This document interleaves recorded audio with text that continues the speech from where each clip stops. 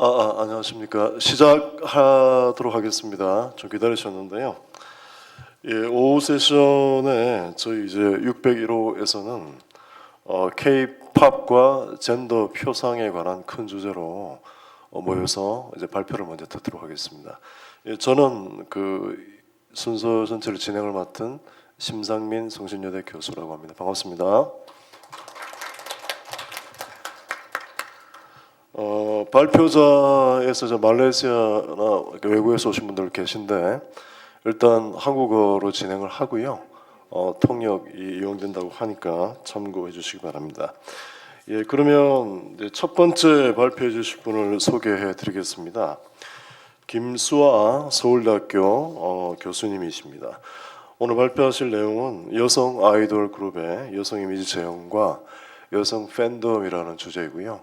김수아 교수님은 이제 서울대학교에서 계속 연구하시면서 사이버 스페이스나 이제 소셜 네트워크 여러 가지 플랫폼의 어떤 이용자 패턴, 온라인 트렌드 이런 아주 트렌디한 내용을 연구를 많이 하셨습니다. 자, 여러분 그러면 큰 박수로 모시도록 하겠습니다. 부탁드립니다. 예, 안녕하세요. 김수아입니다. 제가 준비한 PPT가 이렇게 특별히 이미지가 많지는 않았어서 그냥 지금 진행이 안 되고 있기 때문에 말씀으로 소개를 드리려고 합니다. 예, 양해 부탁드립니다. 저의 경우 이 글은 사실은 지금 한류와 같은 이 국제적 팬덤의 형성과 관련되어 있다기보다는 굉장히 국내에 그것도 온라인 팬덤 활동에 좀 국한되었다고 보실 수도 있는 그런 주제입니다. 그래서 주제가 조금 좁은 편인 것이 조금 걱정이 되긴 합니다만 소개를 해드리도록 하겠습니다. 그리고 이 글의 목적은 지금 현재 2019년에 저희가 그동안 한국 사회가 2015년 이후로 굉장히 큰 변화를 하나 겪었습니다. 2015년 오늘 2016년 강남역 여성 살해 사건을 겪기도 하고요. 2015년 소위 메갈리아 사이트와 관련해서 뭐 기점을 잡기도 합니다만 어쨌든 최근 4, 5년 청년 여성들의 인식이 엄청나게 달라졌고 그러다 보니까 여성 팬덤, 그러니까 그 아이돌 팬덤과 관련된 그 구조 자체가 좀 변화한 점이 있어서 그 변화들을 소개를 해드리려고 합니다. 사실 K-팝의 전형적인 주제는 이제 사랑입니다. 저희 그 K-팝 주제와 관련해서 좀 그 흥미로운 점은 아마 장르가 사실 힙합이라고 하는 장르적 외피를 가지고 있습니다. 이제 오전에 홍석현 씨께서 소개해 주신 방탄소년단의 경우에도 장르적인 외피는 사실 힙합이지만 내용은 모두 연가에 가깝죠. 그리고 이성의 중심주의에 기반을 한 그런 종류의 그 전형적인 사랑 주제의 노래가 그 K-팝의 굉장히 중요한 주제입니다. 그러면서 동시에 이성의 관계로 놓인 팬덤의 문제가 주요 연구 주제이기도 했습니다.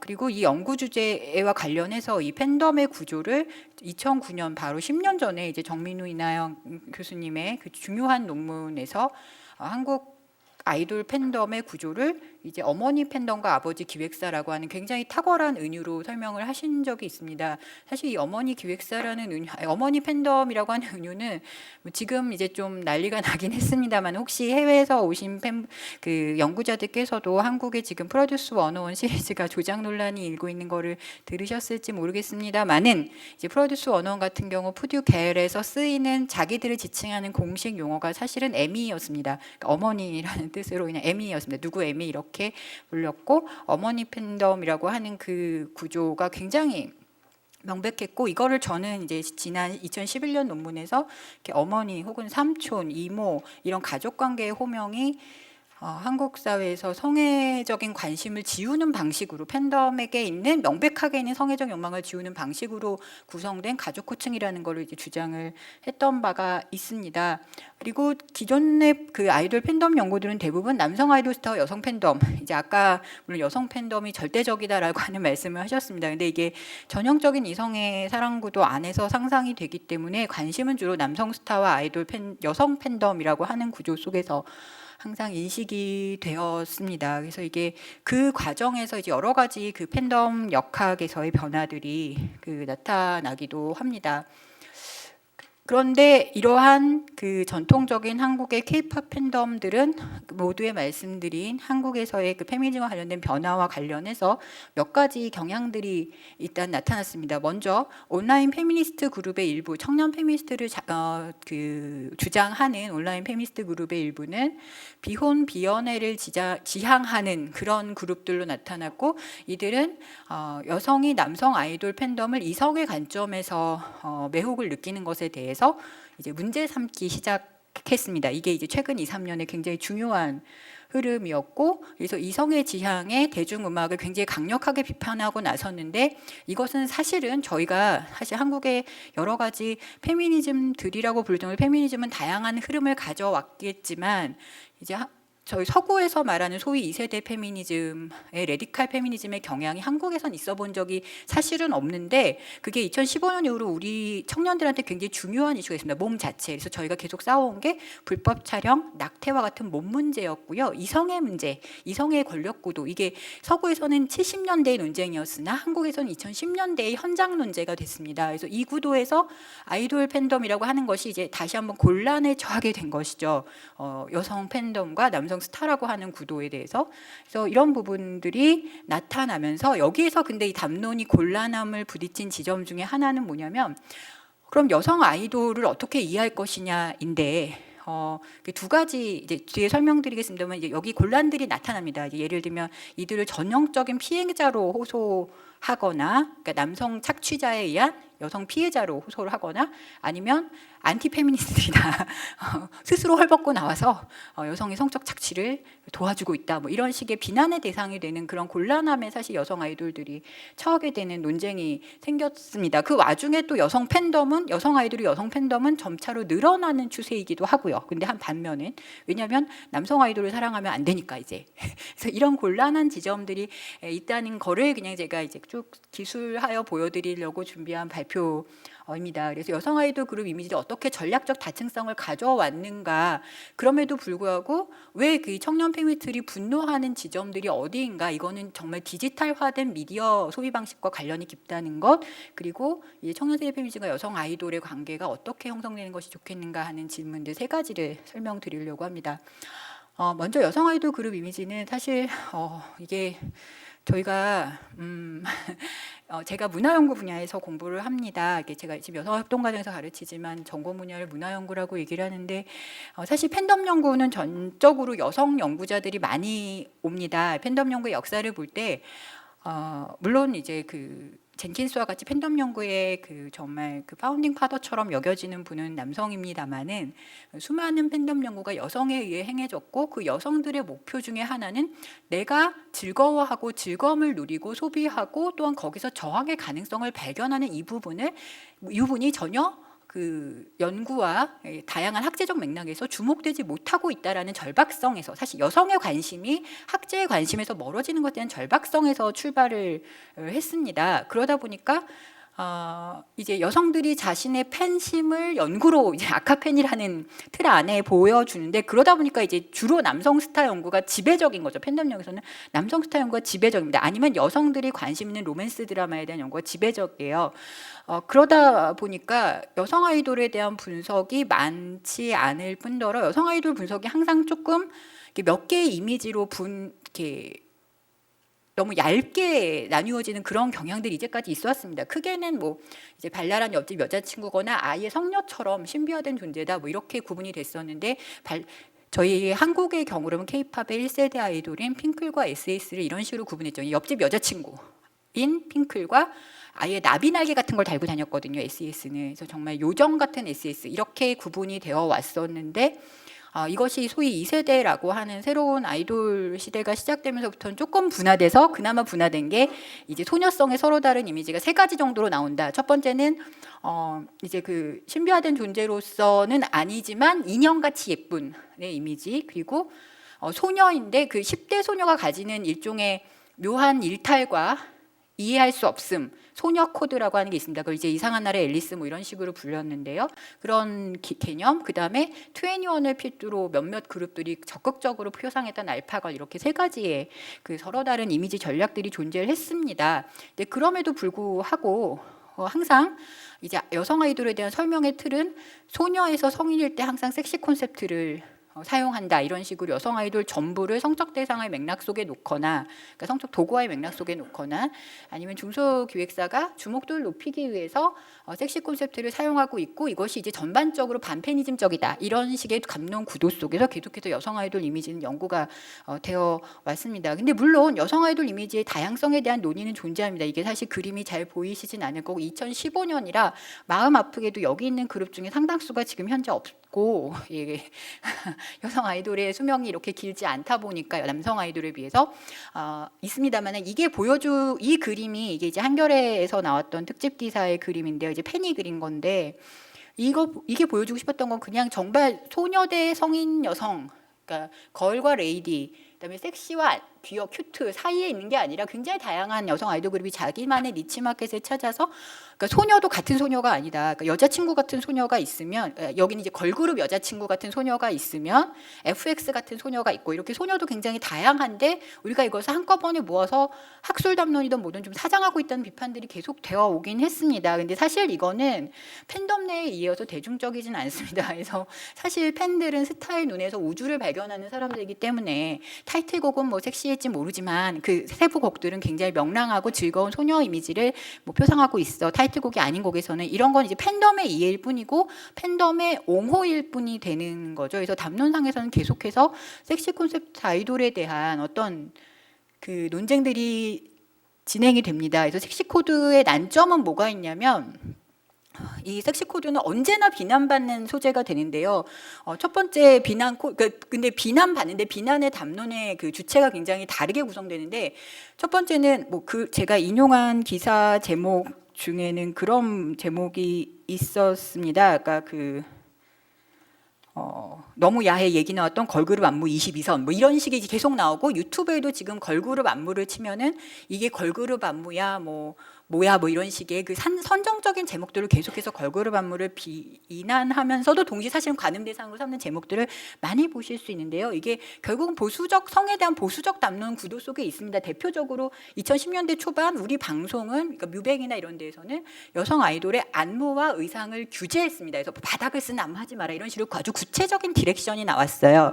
그래서 이제 어떤 여성이 성을 주체적으로 표현하건 혹은 뭐 그 관음의 대상으로 표현하는 성 표현 자체가 우리에게는 이제 그 허용되는 것이 아닌 구도 속에서 섹시함이 비난이 대상이 되었다면, 사실 지금 페미니즘 발흥 이후로는 이 섹시함은 여성의 억압에 복무하는 태도다라는 비난이 동시에 가해지고 있다는 거죠. 그래서 여성 아이돌이 그 기획사의 구도와 여러 가지 안에서 취해지는 안무나 곡의 전략들이나 의상 전략들은 전부 다 양쪽 모두에게 사실은 비난을 받는 그런 종류의 이제 구도로 현재 잡혀 있습니다. 그래서 사실 몇 번의 논쟁들, 그러니까 우리 한국 페미니즘사에서 몇 개의 논쟁들이 있습니다. 지금 뭐 이렇게 아이유의 곡과 관련된 논쟁이나 이런 논쟁에서 여성 아이돌이 성적 주체성을 표시하는 것이 그렇게 불가능한 일이냐라는 질문이 있고, 지금도 여전히 온라인 담론상에서 소위 주체적 섹시라는 말이 불가능하다라는 식으로 담론 구도화가 돼 있기는 합니다. 근데 이 논쟁이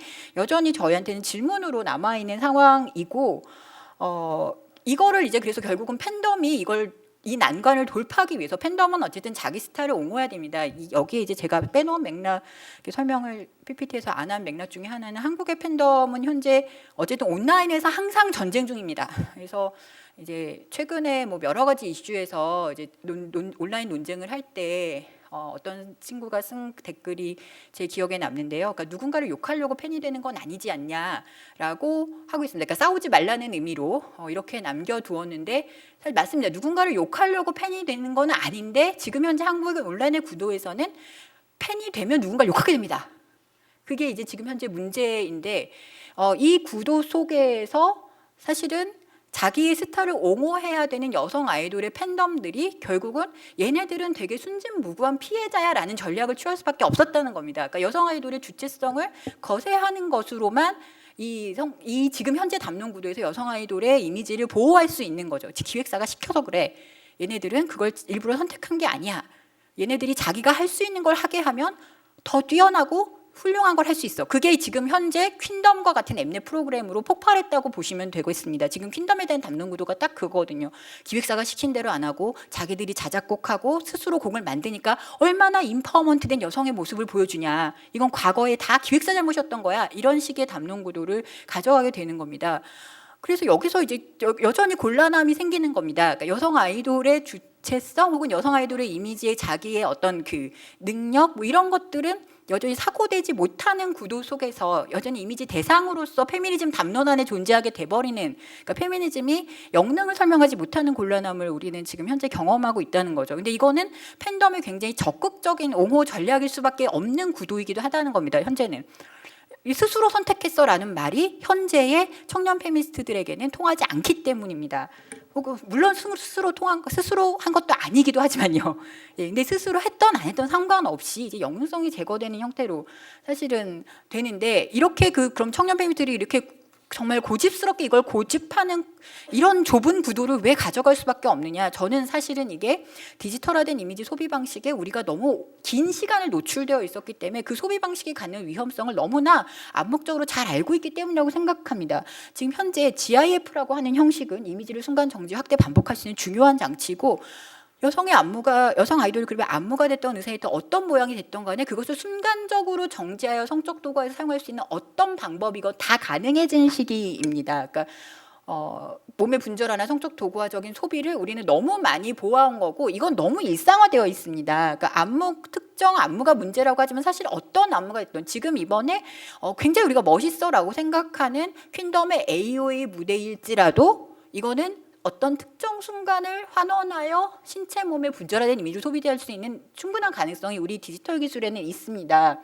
이거는 그냥 넘어가셔도 될 것 같고요. 유튜브는 시간이 그래서 이제 이게 저는 이제 그래서 제가 팬덤 문제가 아니라 미디어가 문제라고 얘기하는 게 굉장히 낡은 방식인 건 아니지만, 그러나 미디어는 정말, 한국의 미디어는 정말 문제입니다. 이게 뒤에선 잘 안 보이실 수도 있고 사진이 어떤 모양인지 잘 안 보이실 텐데요. 이건 한국의 어떤 뉴스 포털이든 들어가셔서 TV 연예란에 포토뉴스를 들어가시면 쉽게 어제 현아 씨가 컴백을 했거든요. 예, 아이돌 현아 씨가 컴백을 했는데 그 제목들이 전부 다 뭐 섹시를 벗고 뭐 어쩌고, 뭐 꽃이 되어 나타난 현아가 어쩌고, 그다음에 뭐가 어쩌고 도발적인 포즈가 어쩌고, 모든 것이 순간 정지되어 특정한 장면이 기사들이 이거를 기사화합니다. 기사화하고 이걸 통해서 소비되는 구도가, 이런 픽된 포토 뉴스들은 지금 청년들이 굉장히 많이 접속해 있는 페이스북이나 이런 것을 통해서, 혹은 커뮤니티를 통해서 소비되는, 트위터 이런 것들을 통해서 소비되는 인사이트나 위키트리와 같이 유사 언론들을 위해서 대부분 소비가 되는데요. 이제 고 설리 씨 같은 경우에도 기존 언론사들이 서울신문, 한국일보 이런 게 주목됐지만 사실 기존 언론사가 아니기 때문에 표집되지 않은 위키트리나 인사이트 같은 데가 정말 문제였습니다. 제목 보도 방식이 정말 문제였는데, 그런대로 그대로 연결되어 소비되는 방식이 있거든요. 그리고 이거를 팬들 스스로, 이것도 잘 안 보이실 것 같은데, 이게 이제 모 남초 커뮤니티에서 아이돌을 누르면 나오는 화면입니다. 근데 그 옆에 보시면 전부 다 GIF라는 걸 보실 수 있을 겁니다. 그래서 이렇게 움짤로 만들어지는 거죠. 이게 굉장히 노골적일 때는 예를 들면 정말 가슴의 움직임 부분만 움짤로 만들어서 저장해서 그걸 유통시키기도 합니다. 그래서 몸 전체가 움직이는 아름다움, 안무 전체의 역동성, 혹은 여기서 표현되는 여성의 의지, 이런 것들과 전혀 상관없이 축소되고 디지털화될 수 있는 이미지 소비 방식 속에서 이것들을 계속해서 보아온 청년 페미니스트한테는 이 여성 아이돌의 안무 자체가 문제다라는 생각을 하게 되는 그런 구도가 저는 분명히 있다고 생각합니다. 이건 미디어 기술과 관련된 것이고, 특히나 브이라이브나 눕방이나 VR 같은 형태가, 그러니까 VR 같은 경우에도 지금은 이제 시도되고 있거든요. 팬미팅을 VR로 제공을 합니다. 그러면은 남초 커뮤니티에서 그 VR을 이런 방향 저런 방향으로 돌려서 지금 얘기하고 있는 게 아니라 소위 말하는 뒤태만 전면적으로 편집을 해서 VR을 보는 방식을 개발해내거든요. 그래서 이런 종류의 되게, 이거는 저희가 불법 촬영 문제에서도 언제나 언급해왔던 것처럼 이게 어떤 특정 아이돌 그룹의 문제나 뭐 이런 게 아니라 한국 사회 전반적으로 남성들이 여성의 이미지를 분절하고 신체로 환원하여 소비하는 방식이 온라인 문화 이후 거의 15년 이상을 사실은 굉장히 일반화된 소비 방식으로 존재했고, 이거에 가장 손쉬운 대상이 아이돌이고, 그러다 보니까 소위 말하는 그 소위 지인 합성이라고 불립니다만 사실 엄밀히 말하면 범죄인 이미지 이미지 이용 합성 범죄들의 대상도 보통 여성 아이돌이 돼서 이제 수지 씨 같은 경우 고소해서 이렇게 승리한 적도 있고 하거든요. 그래서 그런 방식의 소비들이 계속되고 있는 것을 보는 청년 페미니스트들은 이 소스를 제공하지 않는 게 답이다라는 생각을 하게 됐다는 거죠. 예, 그래서 이런 곤란함 속에 있으면서 한편으로는 여성 팬덤은 그러면 이 소스를 제공하지 않는 여성 아이돌의 이미지란 뭘까? 이걸 이제 걸크러쉬라는 개념으로 잡아내기 시작합니다. 이건 알파걸의 사실은 다른 변형입니다. 근데 사실 걸크러쉬 담는 거 관련해서 몇 가지 쟁점들이 다 같이 존재하기도 합니다. 예를 들면 걸크러쉬는 모델로서의 여성이라고 하는 의미를, 알파걸도 그랬고 이제 모델로서의 여성이라는 의미를 담고 있는데, 사실 이제 모델로서의 여성, 바람직한 여성이라고 할 때는 당연히 저희가 포스트 페미니즘적인 상상을 하지 않을 수가 없습니다. 그러니까 성공하고 아름다운 여성의 이미지를 이제 기대하는 거고, 그런데 그 사람이 피해자가 아니라 이제 지배자로서 섰으면 좋겠다라고 하는 열망이 걸크러쉬라고 하는 말 속에 들어가게 되는데, 사실 이 걸크러쉬와 관련해서 지금 마마무 같은 경우 본격적으로 퀴어 팬덤을 선언하고 나서 여성 퀴어 팬덤이 이제 등장해서 여러 활동들을 하시거든요. 그러면은 이런 그러니까 그 걸크러쉬 이 맥락도 사실은 저는 어떻게 생각하고 있냐면, 그냥 제 주장인데요. 저는 2011년, 12년 이때 연달아 썼던 그 소녀 팬덤, 그 삼촌 팬덤 논의나 그 논의에서도 계속 주장했듯이 한국은 성적 욕망이나 매혹이라는 거를 빼려고 굉장히 애를 씁니다. 팬덤의 구성에서. 그러니까 삼촌이야, 뭐 엄마야, 뭐 이런 식의 얘기를 계속해서 가족 담론 속에 들어가는데, 걸크러쉬 역시 매혹이나 성적 감정 혹은 퀴어가 가질 수 있는 어떤 그 매력에 대한 포인트들, 성적 매력이라고 하는 것을 어떻게든지 지우려고 애쓴다는 겁니다. 그게 바로 AOA의 이번에 퀸덤에서 발표한 곡에 대해서 이제 듀나라고 하는 여성 평론가가 트위터에서, 아니 왜 설현의 얼굴이 성적 매력이 있다고 말하면 왜 반페미니즘이냐라고 하는 질문을 제기했고, 이에 대해서 굉장히 긴 논쟁이 이어졌습니다. 뭐 당연히 이제 듀나가 많이 혼났는데요. 그런 구도가 지금 현재 존재하는 겁니다. 그래서 걸크러쉬라는 말이 갖는 긍정적인 차원 외에도 사실은 이게, 그러니까 어떻게 보면 그래서 여기에 가장 저항하시는 분들은 마마무의 퀴어 팬덤처럼 퀴어 팬덤들입니다. 왜 아이돌을 좋아하는데 매혹이라는 요소가 꼭 빠져야 되는 것은 아니지 않느냐라는 질문. 그것이 상대를 도구화하지 않는 방식이라면. 근데 지금 우리가 그럼 결국 여기서 놓쳤거나 혹은 경험해 본 적이 없는 것은 이미지로 소비되는 아이돌을 도구화하지 않고 매혹에 대해서 얘기하는 방법, 이런 걸 우리는 상상해 본 적도 없고 경험해 본 적이 없기 때문에 결국 원천을 차단한다 라는 방식으로 지금 현재의 담론 구도, 팬덤 담론이 그것이 윤리적이라는 담론 구도로 갈 수밖에 없다는 겁니다. 여기서 제가 그런 멋있는 결론을 내면 참 좋긴 한데, 제가 이제 보여드리고 싶은 이런 난점에 사실은 대한 것이었고요. 그러다 보니까 결론적으로 생기는 가장 곤란한 점은 고 설리 씨의 죽음이나 그 이전에 여러 가지 여성 아이돌에 대한 비난, 현아 씨에 대한 비난 뭐 이런 거를 볼 때 마치 뭐 그걸 그냥 남녀 구도로 얘기하는 것 같지만, 사실 꼭 남녀 구도만이 아니라 한 팬덤의 다른 팬덤에 대한 비난인데, 그 팬덤이 이 성적 도구화라고 하는 것을 너가 이용해라고 하는 방식으로 스타에게 책임을 돌리는 방식의 비난 구조를 우리는 지난 정말 몇 년간 반복을 해왔습니다.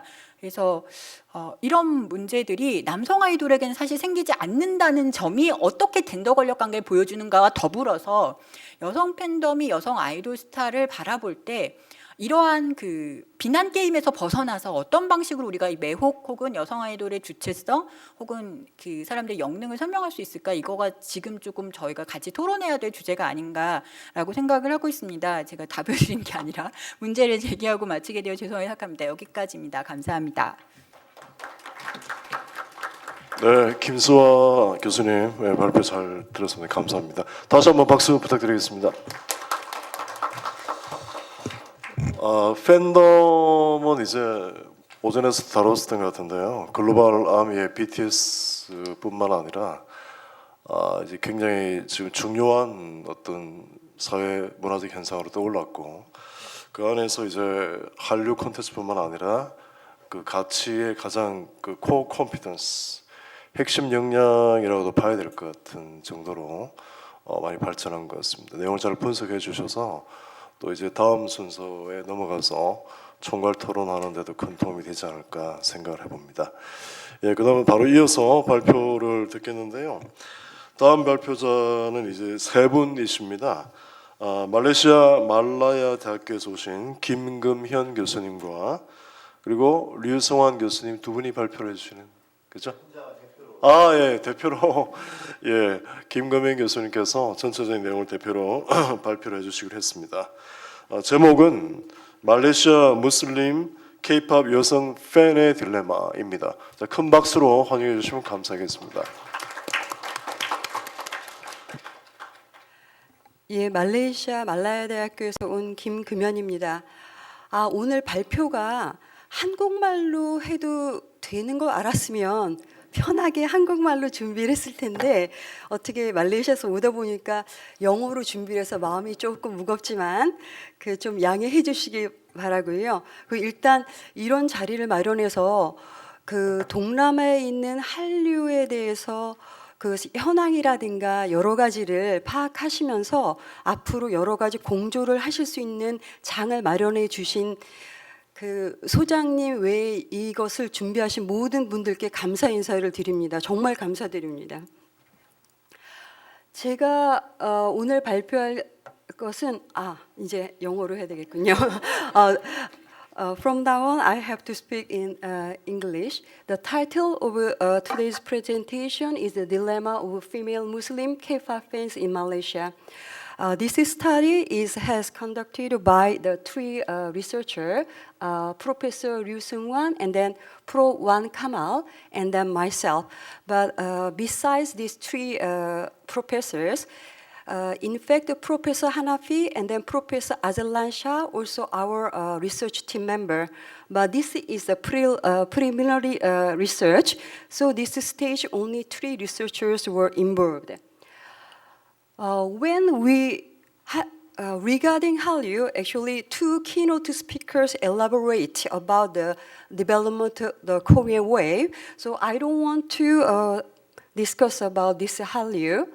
But when the Hallyu has the very positive response in Southeast Asia, especially in Malaysia, there are also some concern. Recently, the several undesirable incidents happened in Malaysia, and after that, Malaysian society they have shown some concern about impact of Korean wave in Malaysia, especially the female Muslim youth. So our study is just to check whether really the Korean wave has gave some negative influence on female Muslim in Malaysia. Besides Malaysia, the other Asian countries also have raised some concern over impact of Korean wave. According to Korea Herald, thank you very much. According to Korean Herald, the phenomenal popularity of Korean wave all across Asia had prompted traditionalists in Asian countries such as Thailand, Malaysia, Bhutan, and Mongolia to express a concern over harmful effect of a Korean TV show and then K-pop star to their society. As for Malaysia, the biggest concern of Malaysian society over Korean wave is its adverse influence on their youth, as it might bring about confusion over their identity or moral decadence among the Malaysian youth. I'd like to introduce two incidents happened in Malaysia. In 2015, three hijab-wearing female Muslim teenagers had been harshly criticized by Malaysian citizens in social media, especially by Malay Muslims, when the video clip of them being hugged and then kissed on their forehead by group members of a Korean idol group known as B1A4 went viral on the internet. This is a photo. Actually, when this incident happened, some Malay Muslims, they voice out their opinion that Korean wave should be banned in Malaysia because, as we know, some, not the majority, but some people, they are so concerned about this incident. And then these teenage girls and then their parents had to go to the religious department to give some explanation, and then this religious department warned these parents and then also these teenagers. The second incident happened in 2017 when the lead singer of SHINee killed himself, and then Malaysian fans had consequently mourned Kim's death by holding a candlelight vigil. This vigil include the acting of holding up candles, balloons, flowers, and then glow sticks. Actually, this is regarded by the Muslim community as absolutely contradiction to the Islamic teaching, because as a Muslim, they cannot exhort people who kill themselves. This is a photo of candlelight vigil for the SHINee's Kim Jong-hyun. After these two incidents, many Malaysians have shown the increased concern and the whole negative perception of Korean popular culture. Their concern were driven by the fear that Korean popular culture is not compatible with the core belief of Islam, and then it might cause the youth to deviate from what is religiously and then socially acceptable by the Muslim society. And then some Korean wave fans has been labeled as a fanatic fans, and then who have fallen victim to the celebrity worship syndrome. Based on this situation in Malaysia, the 5 researchers started a study to identify and then analyze the situation. The main objective of this study was to investigate the various Korean popular cultures' influence on female Muslim youth, and then also identify the female Muslim youth perception about Korean popular culture. Thirdly, to analyze the value conflict, norm deviation, and then anomalies experienced by the female Muslim youth in Malaysia.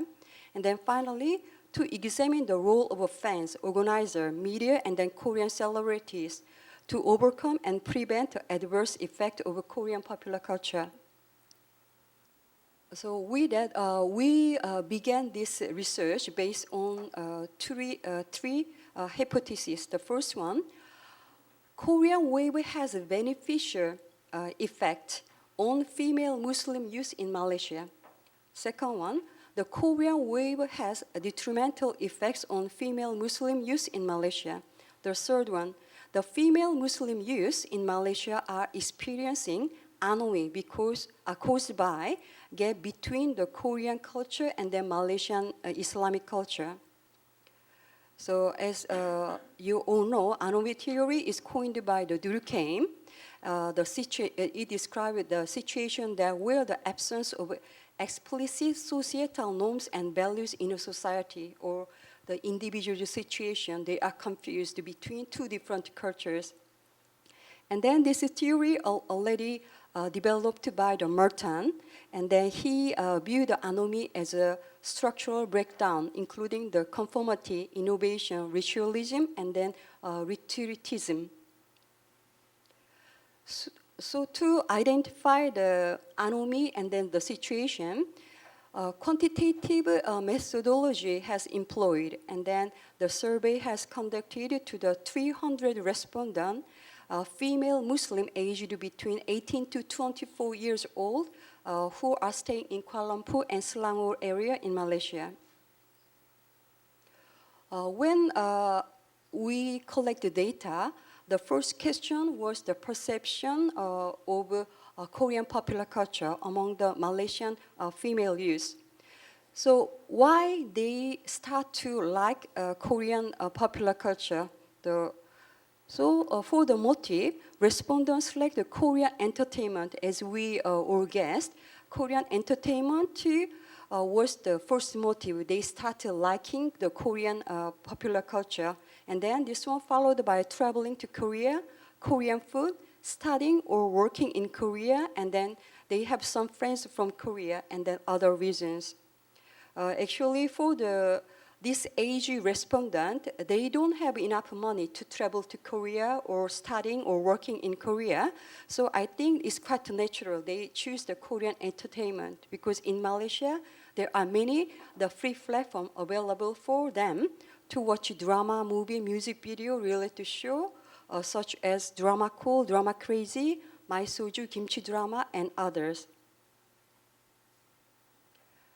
However, when they were asked about their preference, what is their favorite things about Korea, the answer was slightly different. Surprisingly, Korean food beats Korean drama, film, and music by the narrow margin. This result illustrated that respondents' highest interest and appreciation of Korean food, whereas cosmetic and then celebrities are also cited as popular among the respondents. Regarding the positive perception of Korean popular culture among the respondents, Koreans' lifestyle is most positively perceived by the respondent because it appears as a dynamic, advanced, developed, and then sophisticated compared to a local lifestyle. So this Korean attitude might positively influence the daily activity of respondent and enable Malaysian youth to learn and then inculcate the value which has shaped their lifestyle, friendship, studying, working, and then family relationship in Korean society.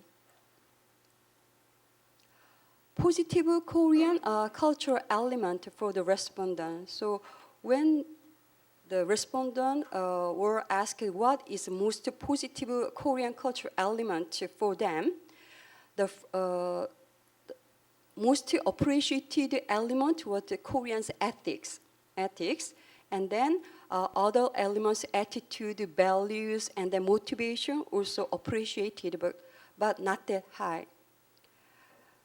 So it means, as Korean popular culture, Hallyu has been providing the entertaining element, it has also been conveying edifying messages such as ethics and then attitudes and then values, motivation, and then even some respondents they answer they like patriotism and the hardworking, the elements in Korean society.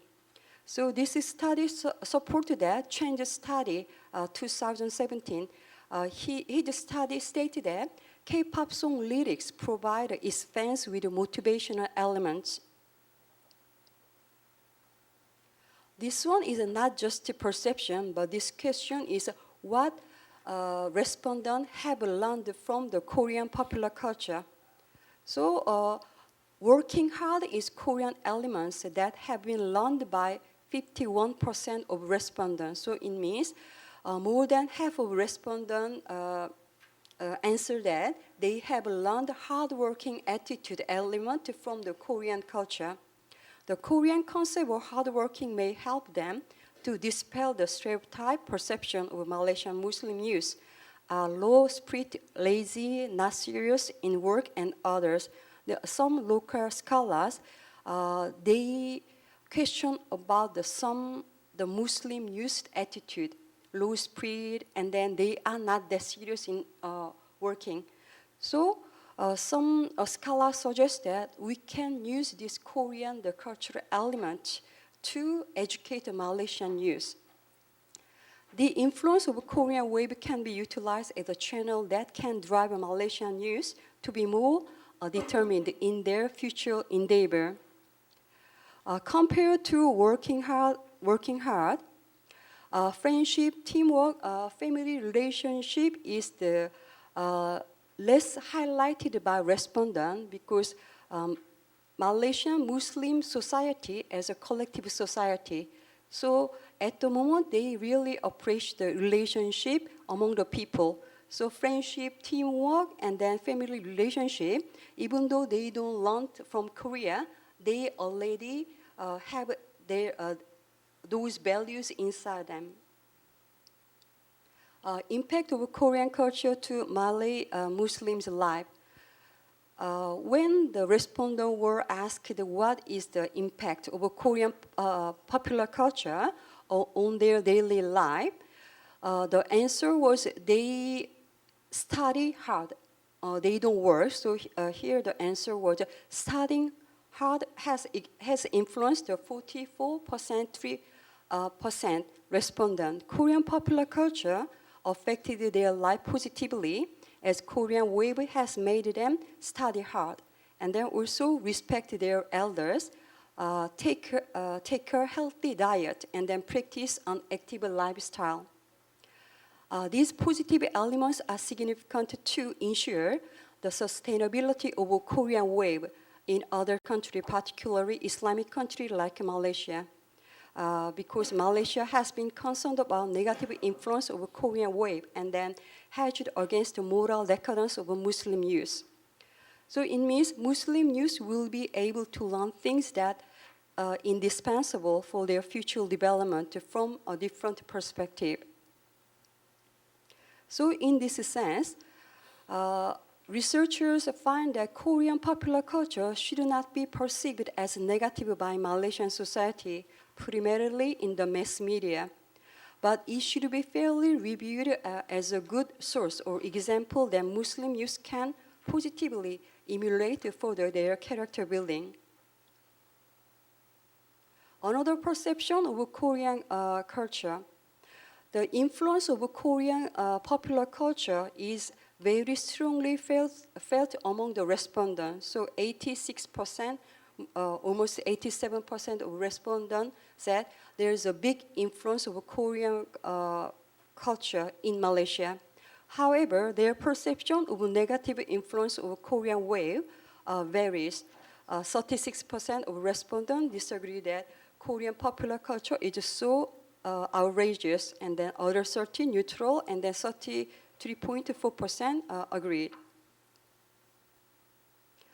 Regarding the negative influence of Korean popular culture to the respondent daily lives, researchers ask this question because in Malaysia several scholars has conducted some research, and then they found out that many teenagers, Malaysian teenagers, they spend a lot of money and then a lot of time to enjoy the K-pop culture. And then they waste their time, and then it disturbs their study and so on. So based on their studies, the researchers asked these questions to respondents, whether respondents waste a lot of time for K-pop, or waste their money for K-pop, or they are experiencing the lack of sleep, or they face the disturbance in their study, or they set aside their real life due to K-pop. Also, they experience unhealthy weight loss to follow their favorite celebrities or idols, extreme diet, or they find Korean popular culture is a major disruption to their daily activity, or they feel Korean popular culture sparked a negative personality on them. And then they prefer Korean popular culture than their social life. But apparently, most of respondents disagree about all these questions. Most of respondents disagree that Korean popular culture has a negative effect on their daily life. Their time or money they spend, or health problem they are facing, or a study disturbance, or detrimental effect on their religious life or practices as a Muslim. Another question was whether they were labeled as a bad Muslim because they are so interested in Korean popular culture. This answer also majority, the 67.7% answer, they have never been accused as a bad Muslim due to their interest in Korean popular culture. So it means Malaysian society is not judgmental towards them only because of their interest in Korean popular culture. But some others, 24% respondents, think that they might be considered by society as a disobedient Muslims, while 8.3% agree that this view that they are disobedient. This result shows that most of them are aware of their religious obligation and responsibilities as a Muslim, and their interest in Korean popular culture does not make them go astray from their religious faith. Some of them feeling guilty when they become K-pop fans, but majority not really. It's not that serious. The reaction, the undesirable two incident I mentioned before, B1A4 and then Shiny Kim Jong-hyun's candlelight vigil, we asked the respondent whether if they had participated in that concert and then in that candlelight vigil, what would they do?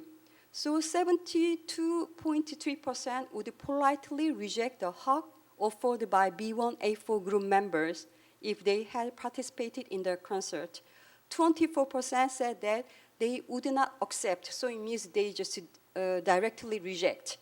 Only 3.7% of respondents claimed that they would accept the hugs. Okay, so it means most of respondents are aware of their obligation as a Muslim. Thus, they are able to refrain from any conduct that violate their religious and their social norms, with their sensible decision, and then by wearing appropriate attire and showing suitable behavior. This one is regarding Chinese candlelight vigil. Most respondents, 84.7%, would have not followed the activity, so it means candlelight vigil, as they know that that is against Islamic teaching. 13% gave a neutral answer, while 2.3% respond would participated in candlelight vigil. This finding also indicated that most of the respondents do fully understand, and then they would be mindful of doing anything that contravene Islamic teachings.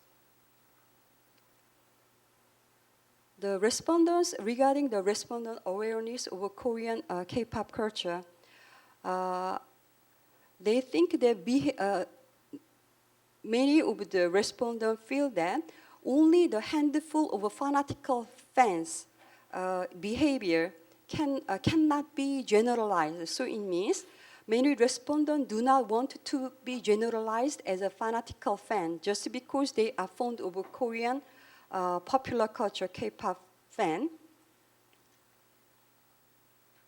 So when we compare our findings and then our hypothesis, actually there were many beneficial effects of a Korean wave among the Malaysian female youth, especially in the Muslim. The Korean popular culture has brought some beneficial effect to female Muslim youth through its value and then health lifestyle, especially hardworking, respecting elders, adopting a healthy diet, and then active lifestyle.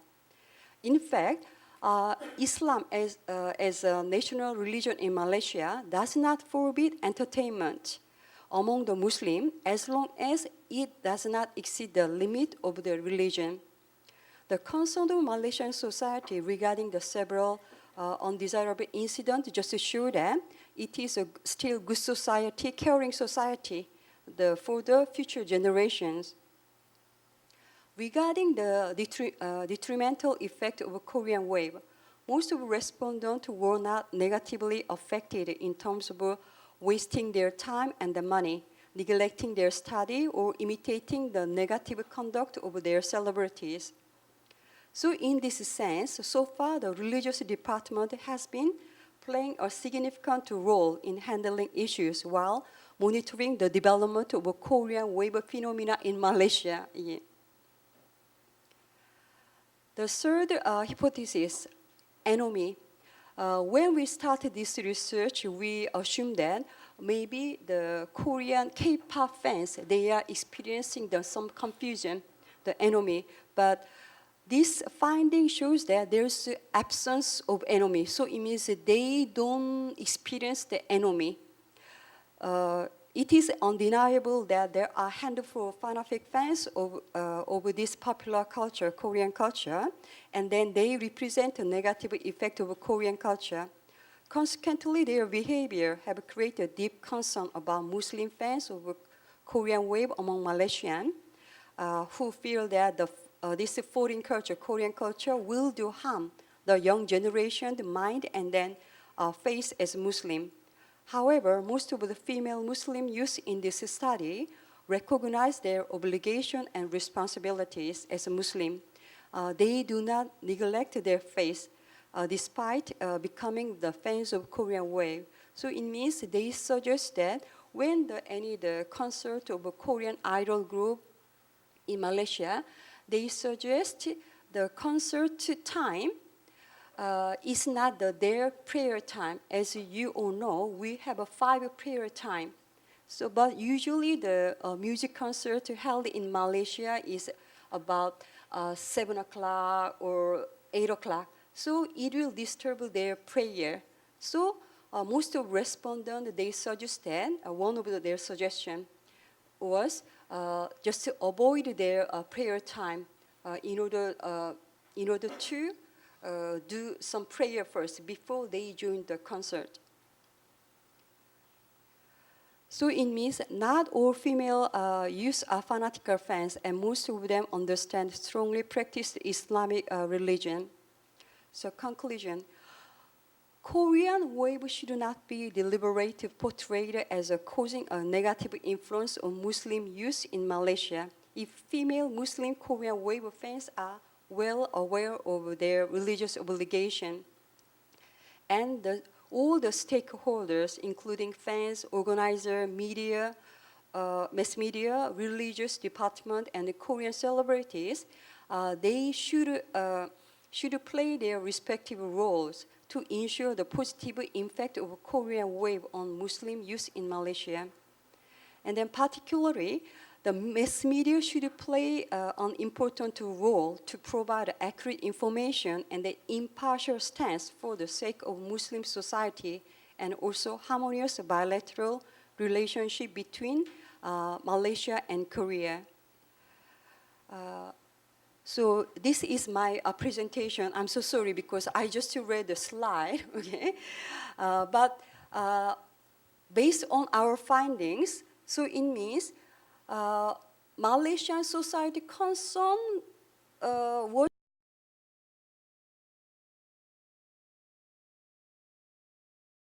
fans. They follow the concert, and then they also attend the fan club of their celebrities. But they know the limit. Majority they know the limit. But the problem is to us, mass media. We can easily find many negative article about Korean wave, and then the social and the political leaders concern over impact of Korean wave in Malaysia.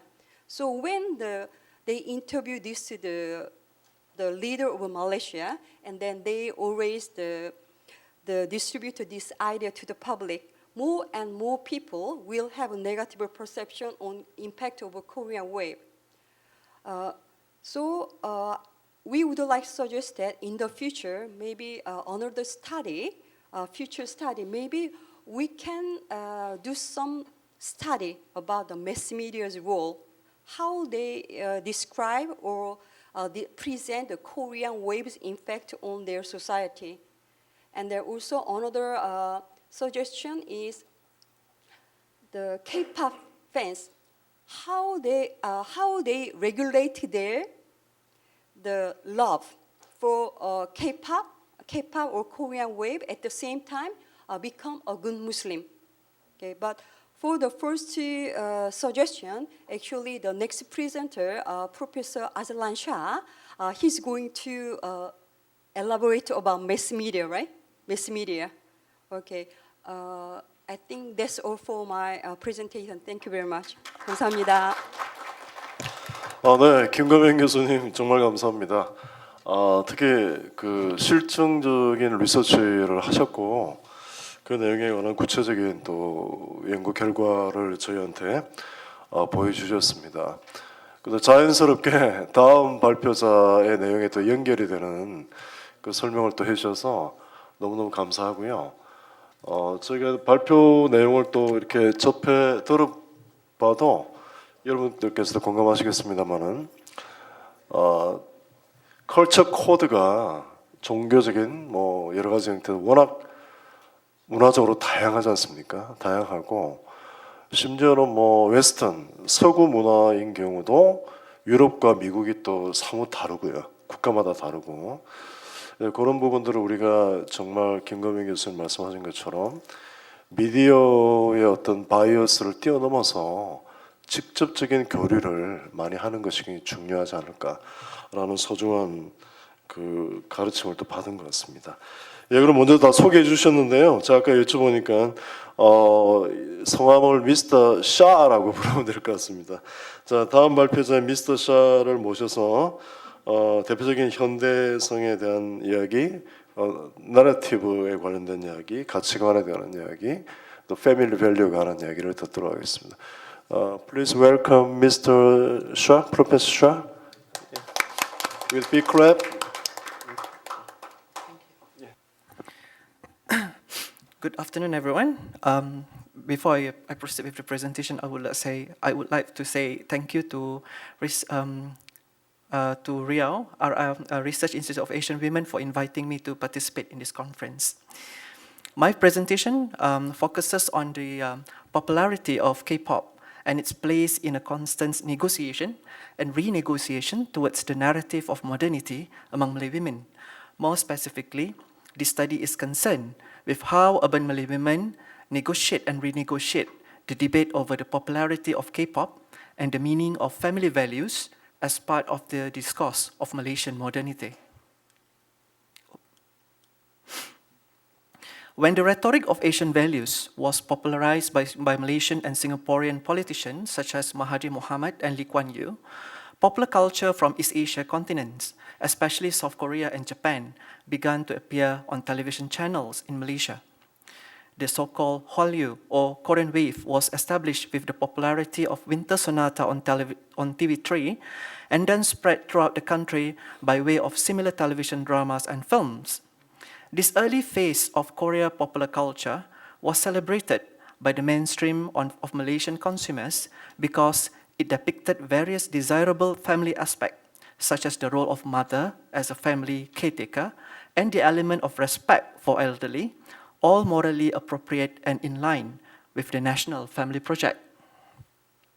The next phase of Hallyu began with the emergence of popular song through idols, singers and entertainers who were born through the talent academy system. Their popularity on the local scene sparked the K-pop phenomenon and the construction of local fan base whose members were mostly multicultural Malaysian girls, including the Malay. This situation was manifest at most concert and fan meeting sessions, and as a matter of course, the exposure of Malay girls to social media, such as Twitter and YouTube, made it easier for K-pop to reach them. The obsession of Malay girls with K-pop in 2010 lit a warning beacon that drew the attention of politicians, religious bodies, and non-government organizations who were suspicious of such popularity. These gatekeepers were concerned enough to initiate a heated debate on the suitability of K-pop in the context of Malaysian modernity and appropriate family values. It is ironical that Korean popular culture should be furiously and publicly debated now, when previously it had been accepted and endorsed as wholesome fare. The turnabout reached a head with the outrage generated by the controversial video that involved popular K-pop boy band B1A4 touching, hugging, and kissing three tudung-clad Malay girls on stage, and produced more scandal when it went viral through social media such as Facebook and Twitter. The Islamic Development Department of Malaysia, JAKIM, and the Federal Territory Religious Department considered such behavior to absolutely contradict Islamic law and values.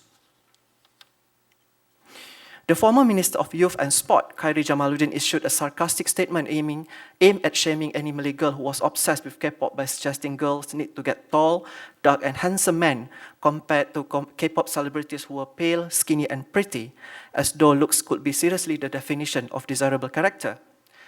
It was evident that the intimate relationship between K-pop and its fandom had already been hijacked for political purpose in Malaysia. For example, the controversial event when the former Prime Minister Najib Razak invited Psy to perform during the open day of National Chinese New Year, and this event received great criticism from the Democratic Action Party political leaders who maintained that Psy's performance was an ill-considered waste of the government's budget. They launched a parody video on YouTube, Ubah Rocket Style, or Change Rocket Style, specifically featured on a comic image of the former Prime Minister's wife, Rosmah Mansor, wearing a diamond ring and holding a designer handbag, juxtaposed with scene of protester holding a poster inscribed "Justice for Altan Tuya." The skit implied that Altan Tuya's murder was connected to Najib Razak and Rosmah Mansor. In the circumstances, Rosmah Mansor was considered fair game for political assassination in a choice by the AP leaders who set out to shame her as a woman, wife and mother, rightly or wrongly because of her position, luxuriously lifestyle and political interference. And of course, she was targeted at her most vulnerable point, the accusation of neglecting her own families and kin.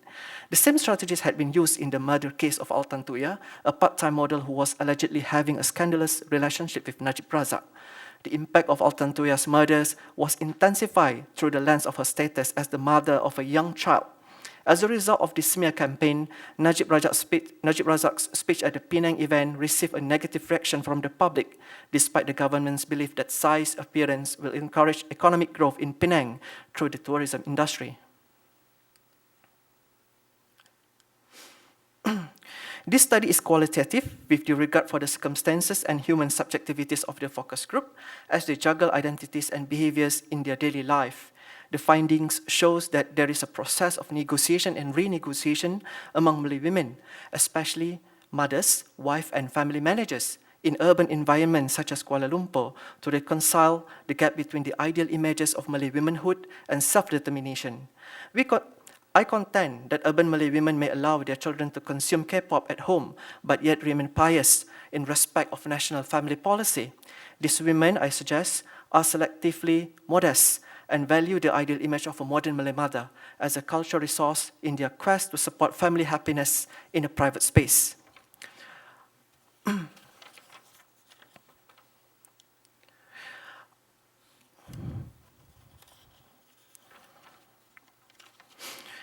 My research has argued hitherto that watching competencies are an important strategy for consuming transnational cultural texts.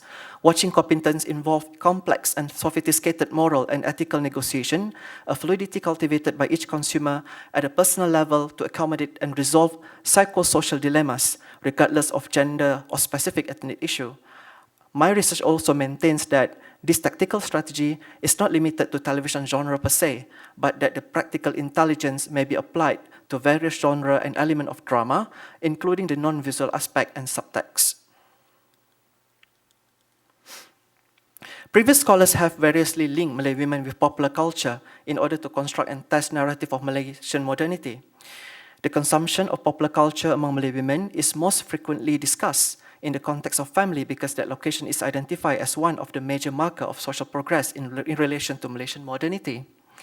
Felsky, who examined women and their relationship with modernity, states that categories of periodization and the criteria used to define them appear profoundly altered when women become the focal point of inquiry instead of men. It must be acknowledged that studies of gender, coupled with a focus on Asia as a complex region, often undermines the stability of the concept of modernity.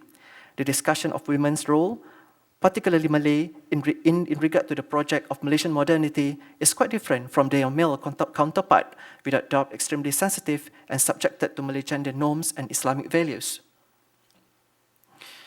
This study employs qualitative in-depth interview as its main methodology. According to in-depth interview are deemed as an appropriate approach to examine the narrative of urban Malay women about K-pop and its connection to National Family Project in the current context of Malaysia. The main criterion for choosing the respondent is to provide a window on K-pop literacy among children, particularly his daughter. This study is able to identify 12 appropriate respondents in the age range of 40 to 65 years old, using a purposeful sampling and snowballing technique. It makes sense to focus on this age range because these are Malay women who are the most likely to have knowledge about K-pop influence upon their children at home. Firstly, all of them are mothers with teenage daughters, even although some of them are working as professionals. Secondly, Malay women, especially urban mothers, are heavily criticized for not being committed to domestic duties, and their perfect status has been consistently questioned by politicians and religious authorities. This study determined Kuala Lumpur to be the location of research because of its status as an urbanized capital city and center of urban lifestyle and consumer culture. For the purpose of this presentation, I will select a few quotes from the selected urban women. Malay women are expected to cultivate and practice modesty in their everyday life. This virtue is valued as a component of Malay cultural resources, which is Malay custom and Islam. These quotes are designed to shape the personality and behavior of Malay women, bringing attributes such as politeness and being genteel and honorable to the fore. Custom guides individual in terms of what is regarded as acceptable social behavior, whereas Islam concentrates more on morality, faith, and way of life. Mawar, for example, is a big fan of popular culture, but her excitement has always been self-monitored and kept with the bound of modesty to meet the demand of Malay cultural norm. In reference to the past year's incident of tudung-clad Malay girl and K-pop idols, she holds to the prohibition of contacts between men and women who have no kin relationship as required by Islam and Malay custom. She calls out such permissive behavior as inappropriate, unnecessary, and bad. Mawar is of the opinion that a certain distance must be kept between fan and idol, and any physical contact is simply not allowed. Her attitude reflects an active mobilization of Malay cultural resources and ideologies to find a safe compromise so that she can in good conscience keep on consuming popular culture in her everyday life. However, it is interesting to note that in conversation, Mawar also touched on the issue of what she regards as the unacceptable behavior of Malay women who abuse their maturity status to exempt themselves from the moral restriction of Malay norms. In a confrontation between personal desire and modest behavior, it is clear that Mawar positioned the tenet of Islam above a laxity in Malay customs. This is because she completely rejects any intention of physical contact, even though it is considered normal in Malay society for older and mature women to touch the younger ones without any sexual intention.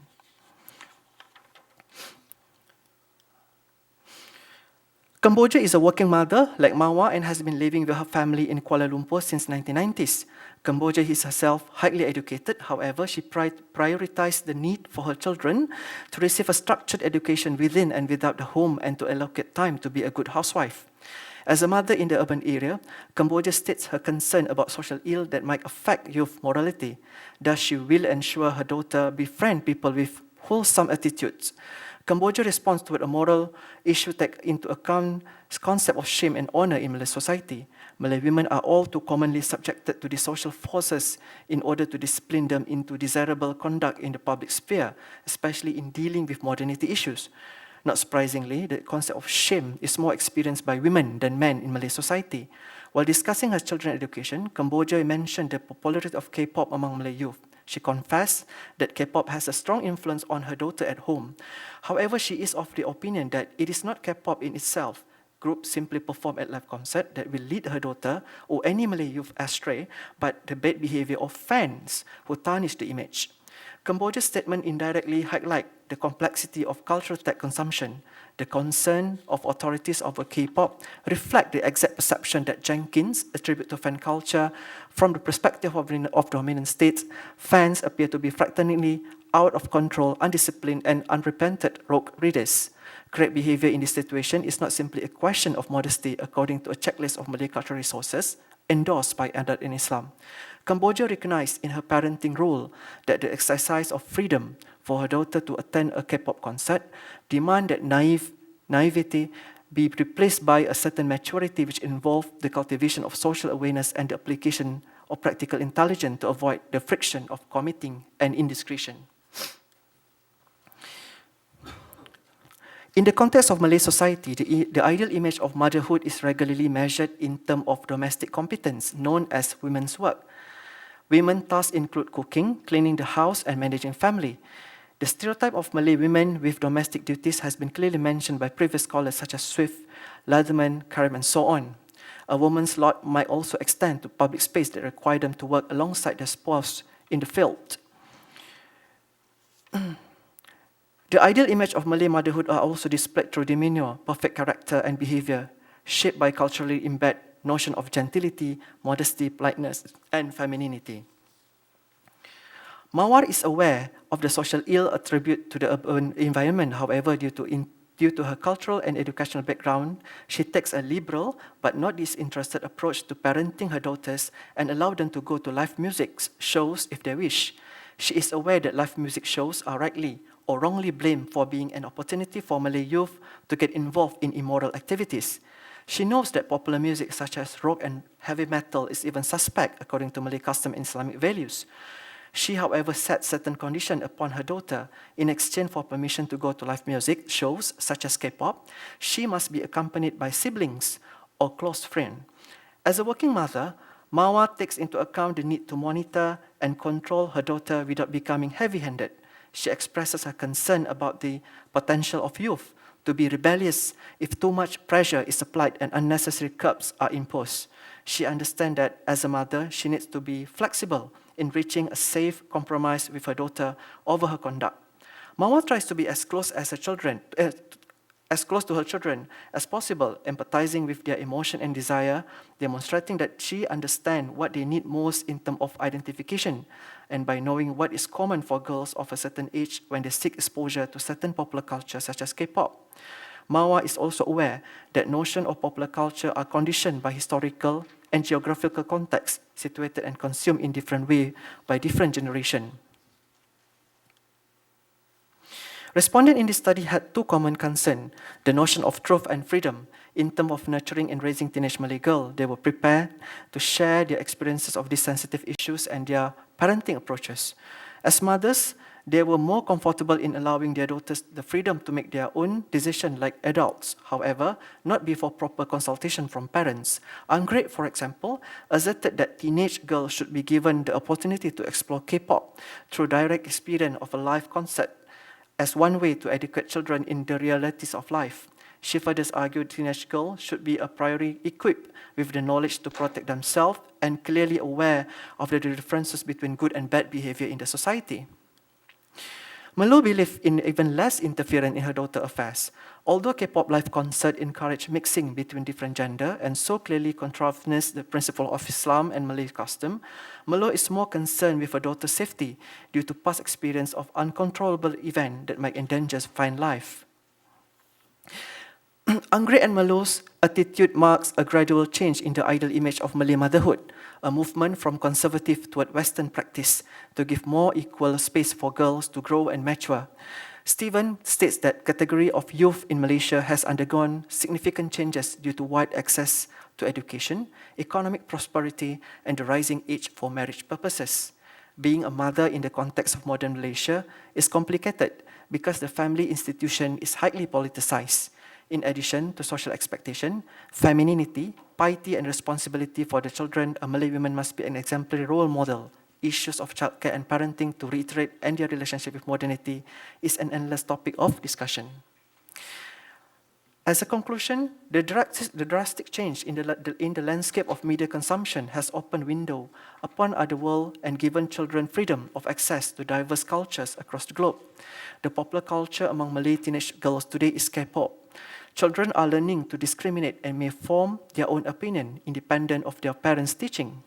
In solidarity, they can be a force with which to be reckoned. Authorities are inclined to point the finger at Malay women when their children go astray of convention and the will of the father. However, the findings of this study are that Malay women are well aware of the urban moral crisis and well educated in the top-down governmental discourse of family values. They are not ignorant of cultural clash nor blind to the future. They negotiate cultural texts in the media as a fact of life, and in self-defense, renegotiate their position as competent wives and mothers who are fit to prepare their children to cope successfully with the changes in society. Malay women are still conditioned to be carriers and nurturers, and by and large they accept this role. They may yet aspire to be selectively modest, but few women want to be stuck with the label unquestioningly submissive. They are stepping out of the cloistered space of the home and taking up more role in the public sphere. Girls want equal opportunities with boys. A confrontation over K-pop provides a reasonably safe trigger for discussion on many levels about the mores of society and the position and progress of women in the national project of modernizing the state. Thank you. 네, 감사합니다. 말레이시아 대학의 프로페서 쇼께서도 조금 전에 발표하셨던 우리 김검현 교수님 그 리서치처럼 직접 포커스 그룹 인터뷰를 하셨고요. 그 내용에서 나온 특히 이제 굉장히 재밌는 내용이 많네요. 정말 패밀리 밸류에서도 어머니의 어떤 모델, 그다음에 굉장히 패션과 뭐 세련된 여성성으로서 또 결론에서 그렇게 표현하지 않았습니까? Safe trigger, 안전한 방아쇠다 이렇게 표현하시는데 문화적인 문명의 충돌 없이 그렇게 서로 좋은 자극을 준다라는 것은 참 의미 있는 것 같습니다. 물론 우리도 좋은 자극을 많이 받아야 될 것 같고요. 아시안 밸류라는 말도 생각이 나고 그렇습니다. 예, 그러면 이제 우리가 시작을 조금 늦게 했었기 때문에 지금 시간이 2시 32분인데 마치게 되었습니다. 세 분의 발표를 모두 마쳤는데요. 원래는 1시 시작해서 2시 15분에 마치는 계획이었는데 수년이 되었죠. 15분 좀 늦은 지금 32분에 모두 마치겠고요.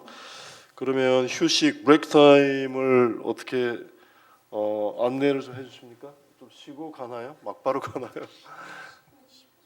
10분 45분요. 예, 원장님께서 45분까지 브레이크 타임 휴식하시고 또 608호, 601호 나눠서 다음 순서를 진행하도록 하겠습니다. 오늘 발표해 주신 모든 분과 참여해 주신 분들께 정말 감사드립니다. 박수로서 마무리하도록 하겠습니다.